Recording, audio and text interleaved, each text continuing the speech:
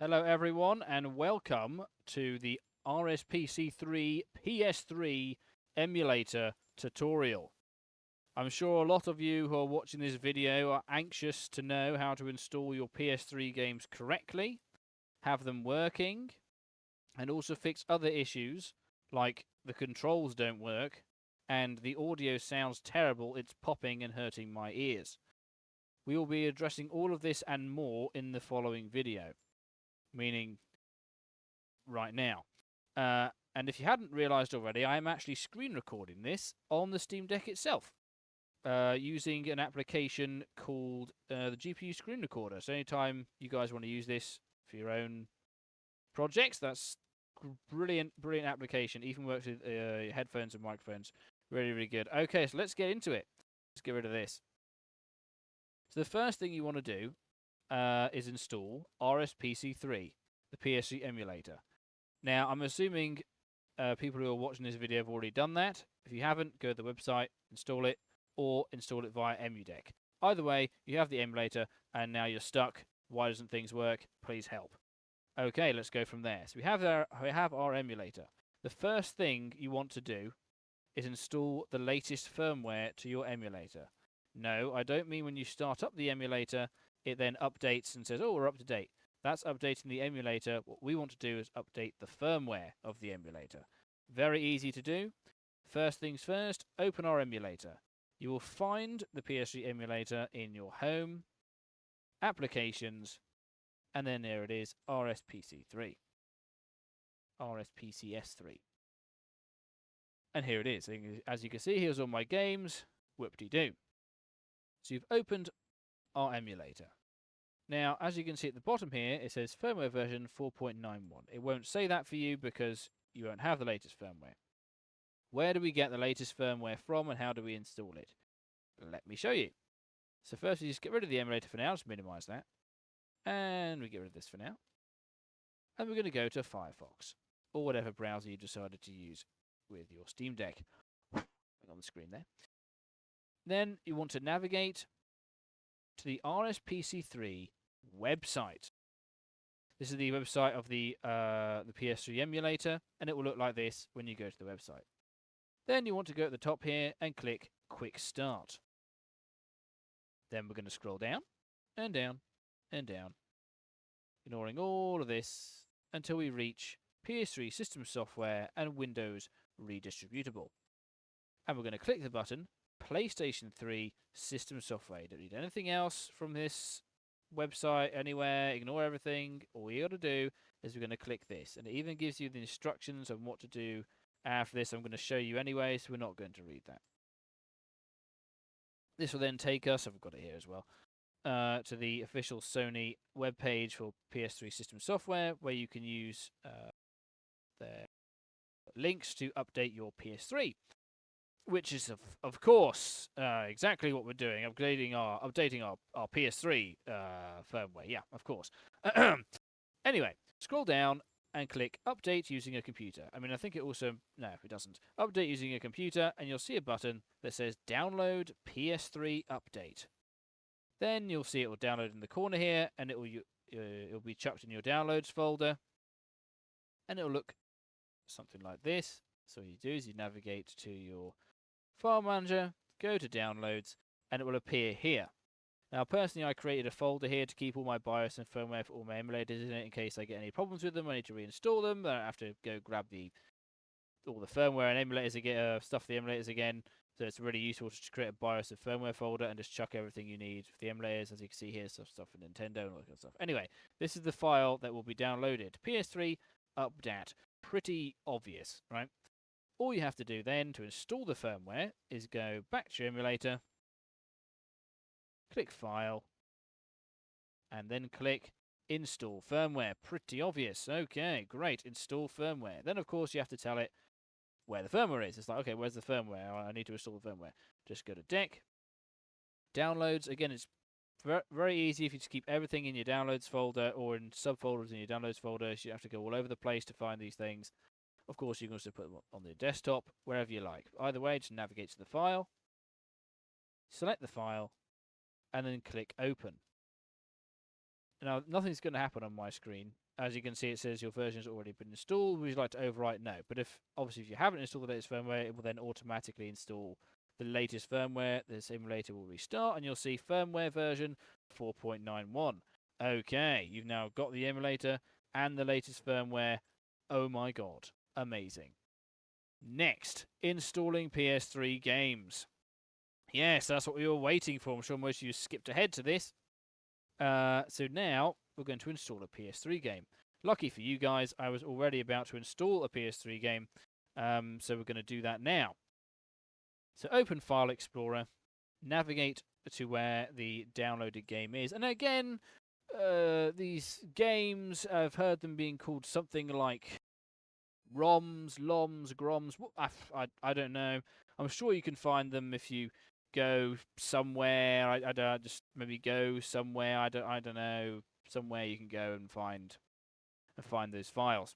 Anyway, once you've found a game and you've downloaded it, go into your downloads folder, which is where it will be. It will generally be a zip folder. One tip for when you're downloading PS3 games: make sure it's a .iso file that you're downloading and not a PKG. If you try to install a PKG file with the emulator, yes, it will work, but it will create shortcuts and sometimes they won't show up in Steam, and it's just too much hassle. So ignore .pkgs. You always want to download .isos. But initially, it will come in the form of a .zip. So what you do is you open the file that you've downloaded, the folder that you've downloaded. You'll see there's the ISO file. I'm doing Soul Calibur 6.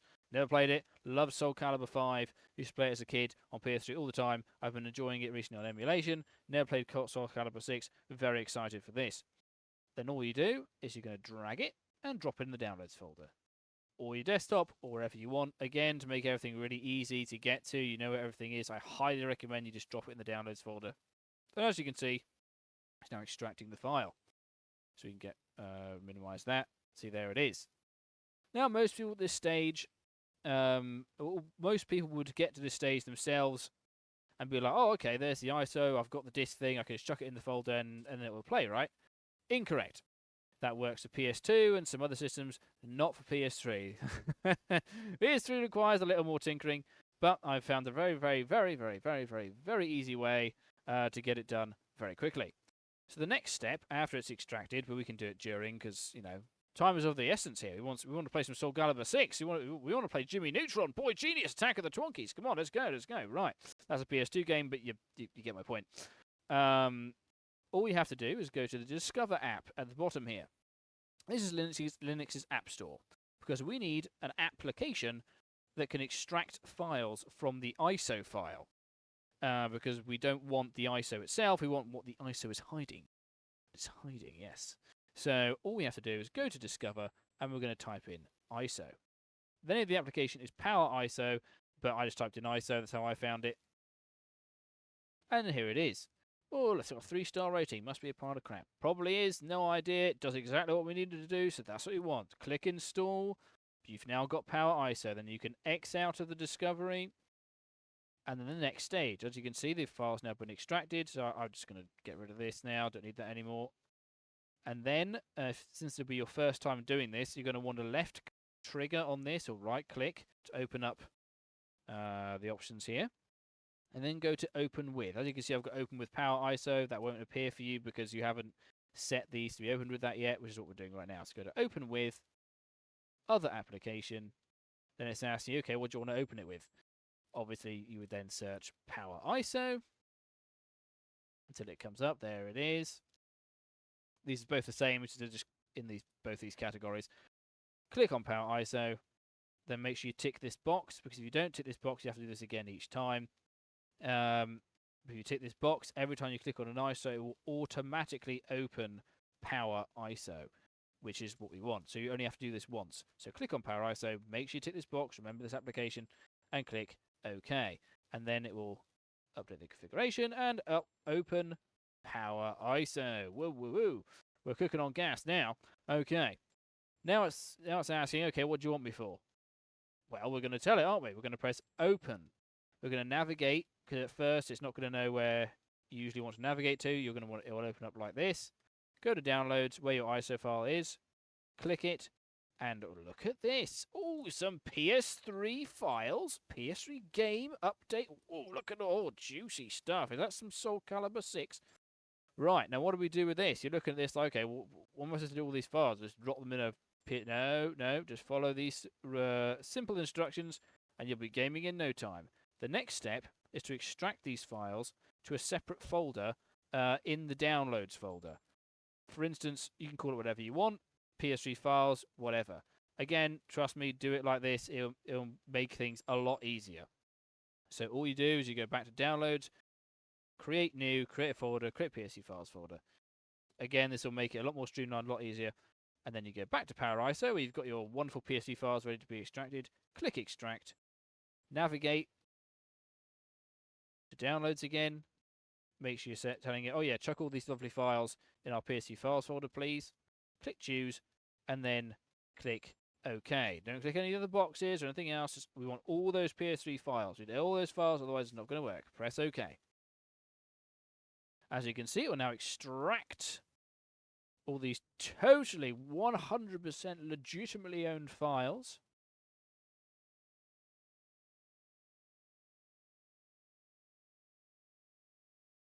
And when that's done, feel free to fast forward past this.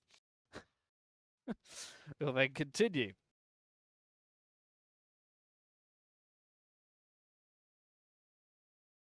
As you can see, it's very quick. It doesn't take very long at all. 70%, 75%, and there's only 2 or 3 more steps after this, and then the game will work. Well, kind of work. There's a couple more things to do, but again, we're going to go over everything. If the games aren't working by the end of this, then, you know, not my fault. Right. Okay, it's extracted. There we go. You can get rid of Power ISO now. We don't need it anymore. And if you go into your PS3 files folder that you create in the downloads folder, ooh, some PS3 files. Amazing. Now, what do we do with these? How do we install these on the emulator? Very simple. I now recommend pressing this split button. This makes things very easy. It gives you 2 windows inside of the same window, right? So we're doing this so we can easily drag things over, easy peasy. The next thing you want to do is keep one side as downloads. And I recommend doing this when you're installing any games with your emulators, right? It makes it really easy because they're all going to be downloaded into here, and you can just drag and drop them where you want to go. So one side downloads, the other side just click in it so it's highlighted. Go to home. Go to emulation. Go to ROMs. Find the folder that you need, which in this case, of course, is PS3. Somewhere here, there it is. And then all you want to do is create a folder ending with .ps3. Yes, you have to type that out. And the name of the game. Obviously, here we go. All these folders here. And I've already created one for this, I think. No, I haven't. Okay, well, I'll do it now then. All you want to do is create new. That's inside emulation, ROMs, PS3. Create a folder, and you just want to call it the name of the game. So in this instance, Soul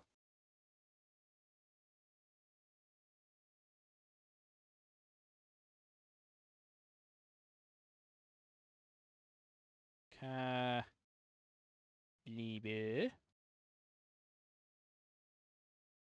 We're going to put 6 there, but we want B6. And then just .ps3. This will tell the emulator, oh, there's a game in here. It's a .ps3 folder. Ooh, I'll take a look at that. Now, right now, there's nothing in there. Oh, I got no files. I can't play the game. Oh, wait a minute. What did we just extract a minute ago into this wonderful file and PS3 files and downloads folder? Oh, the game files. Yes, from our ISO. Last thing, all you do on the other side here, just go into PS3 files, select everything, and drag and drop them in. And press move. Don't press copy, press move. Or you can press copy and then delete them afterwards, because again, you're going to rinse and repeat this, right? For each game you do. So, again, I just recommend just pressing move. Instant for me because everything's on my internal SSD, not SD card, but it will work. And of course, you have all your files in there. And then all you do is go back to your PS3 emulator, kill it, because it needs to restart so we can check the files again. And then we're going to open up the PS3 emulator again. Bear with me, got to go home. Applications, PS3. Here it is on my games, and lo and behold, boom! Soul Calibur 6 has been added to my arsenal. And now, just to prove to you all this isn't a fluke and that it actually works, I'm going to start the game. Like so. And when you first stop up the game, you'll see this window here. It says compiling PPU modules. This can take a minute or 3, or maybe slightly longer, but it only does it once, depending on the game. Just once. And after that, it'll just quickly do shaders, and then it'll be ready to go. But I'm just doing this to demonstrate that I have, in fact, installed the game, and that it does, in fact, work. Just so no one in the comments can say, hey, I did all that stuff, and it doesn't work. Oh, here comes the proof. Any minute now. And then we're going to move on to controller and audio fixes. We're just doing this to demonstrate that the game runs. Any second.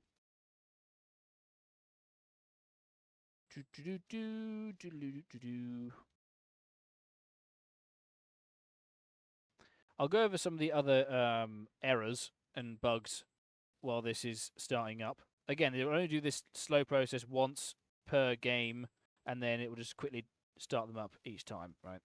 These PPU modules only need to install once. So yeah, anyway, there's usually an audio problem that many people experience, where there's a lot of cracking and popping. Easy fix for that, and we're going to go over that. Took me a while to find the fix for it. It was insanely simple, and it works perfectly, and I recommend applying it for all games, so you never have to go into the emulator settings again. Also, the other thing, by default, the PS3 emulator does not recognize the Steam Deck, so it sets the controls to, well, not the Steam Deck. So when you try and start the game without messing with the controls first, the controls just won't work. Again, easy fix for that. I will show you that in less than 20 seconds. I know what you're thinking. Why didn't he edit this out? Well, I'm lazy. Here we go. 102, 103, 10456. 6L. There we go. All right. I'm not confident that you'll be able to hear the audio because of how I set up the GPU screen recorder. If you can, great. I will confirm whether there's audio or not. I haven't had any non-audio problems with any games yet. Okay, here you go. The game's starting up here. As you can see, it also shows the FPS counter at the top. You press a button to start the game. Yeah, so the problem I'm experiencing here is that I haven't set the... I was going to show you how to fix the controls, right? So the game will start up. That's what I'm going to do right now. Currently, it's asking me to press X. I press that, which would be the A button on the Steam Deck. I'm pressing it. Nothing's happening. So you're probably thinking, oh, well, it's broken, doesn't work. This is what you will experience. You'll install the game, you'll do all these steps, you'll go into the emulation station, however you want to start it. You'll get up, it'll say press A, OK, and none of your buttons will work. Nothing will work. It'll bring up the keyboard like this. You'll be like, OK, it's broken. No, it's not. Here's the fix. All you have to do, exit the game, go into the emulator. Again, yes, you'll have to go back to desktop mode. To fix the controls, all you do is you click pads. It will automatically set it to DualShock or whatever it's set to when you first install the emulator. To have it work on desktop mode, it needs to be set to SDL, which is what I'm going to do right now to show you the game works. So I can't go to game mode because then it will kill this video. But to have it work in game mode is where you'll be launching all of your games from, obviously. But you have to make sure the handlers here is set to evdev. That's all you have to do. You just change it from whatever it was to evdev, press save, and now all the controls will work. But for the purpose of showing you this game works, we're going to go to pads and we're going to change it to SDL, which stands for, if I'm not mistaken, Steam Deck Layout, which is weird that the Steam Deck Layout option wouldn't work for both desktop and game mode, but whatever. SDL for desktop, evdev for game mode, right? Anyway, we set it to SDL, press save. Now I'm going to launch the game. No, I'm not, because we're going to fix the audio issue problem first. I'm not re-recording this. Okay, so in a lot of, not all games, but in the majority that I've played, there's a popping, loud cracking noise, and it's incredibly annoying. In order to fix it, all you have to do is this. Open up the emulator. Configuration. Audio. You will see buffering on the side. You need to untick it. Make sure it's ticked. You want it ticked. It will automatically be set to 100 ms, which I'm assuming is milliseconds. No idea. Drag it down and put it at 20. If it doesn't go to 20, put it at 19, put it at 21, doesn't matter, or 30. As long as it's 30 or below, boom, your audio will be fixed. I recommend just doing this from the main settings up here, because this will apply to everything, and so whatever game you open won't have this problem, so you won't have to do it each time. So obviously this is what you want to do. And you press apply, and you press save. That'll be a global configuration. So what have we done? What have we successfully done at this point in the video? We have installed the emulator. We have updated the firmware. We have learned to install PS3 games correctly. We have learned to fix the audio issues. And we now know how to fix the gamepad issues. One last thing. When you exit the emulator on desktop mode, make sure it's in full screen. I don't know why, but if it's not, if it's like this, let's say, and then you exit out of it, and you went back into game mode, and you started up a game, for some reason, and sometimes it will then load the game in that squished size, right? It will reduce the aspect ratio, the resolution. It looks terrible. So again, when you exit the emulator, make sure it's in full screen. I'm going to do that now because I plan on playing some PS3 games shortly, and I would like them to be looking nice and filling the entire screen, please. So we're going to open up the PS3 emulator, make sure it's in full screen, and then just X out. Alright guys, thanks for watching. Again, follow all these steps. It will work. You will be able to install all these lovely games. Soul Calibur, Ratchet and Clank, Dragon Ball. Highly recommend Afro Samurai. It's just really, really funny. Killer is Dead. Yeah, enjoy guys. Thanks for watching. Peace.